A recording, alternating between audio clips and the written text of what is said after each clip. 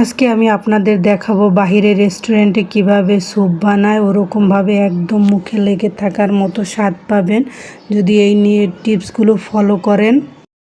এজন্য লাগবে আমার সস, আর সসটা বানাতে আমি কয়েক রকমের সস ব্যবহার করেছি। প্রথমে আমি দিয়ে দিলাম সয়া সস, তারপর আমি দিয়ে দিলাম টমেটো কেচাপ, সাথে দিয়ে দিলাম আমি সাদা গোলমরিচের গুঁড়ো। আপনারা কালো গোলমরিচের গুঁড়োও ব্যবহার করতে পারেন। এটা দিয়ে এখন আমি এটা মিশিয়ে নেব।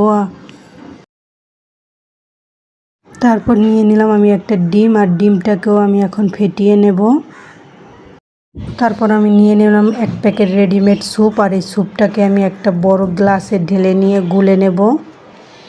রেডিমেড স্যুপটা গোলানোর পর তারপর আমি রেখে দিলাম এক সাইডে। তারপর চুলায় একটা কড়াই বসিয়ে দিলাম, কড়াইতে দিয়ে দিলাম তেল, আর তেলটা একটু গরম হয়ে গেলে আমি দিয়ে দেব 2 টুকরা মাংস। মাংসটা আমি হালকা লাল করে ভেজে নিয়েছি, সাথে আমি দিয়ে দিলাম রসুন কুচি, তারপর আমি দিয়ে দিলাম আদা কুচি, আর এই আদা রসুনটাকে একটু লাল লাল করে ভেজে নেব। যখন আমার আদা রসুন মাংস ভাজা হয়ে যাবে তখন আমি দিয়ে দেব গোলানো স্যুপটা, আর এই স্যুপটা দিয়ে আমি এর সাথে আরও পানি মিশাবো। সাথে আমি দিয়ে দিলাম পরিমাণ মতো একটু লবণ। এখন আমি এটাকে ভালো করে জাল করে নেব। যখন আমার বলক চলে আসবে আর মাংসটা সিদ্ধ হয়ে যাবে তখন আমি মাংসের টুকরো দুটো তুলে নেব। মাংসের টুকরোগুলো তুলে নেওয়ার পর আমি স্যুপের ভিতরে দিয়ে দেব যে সসটা বানিয়ে রেখেছিলাম, ওই সসটা দিয়ে এখন আমি কিছুক্ষণ নাড়াচাড়া করে নেব।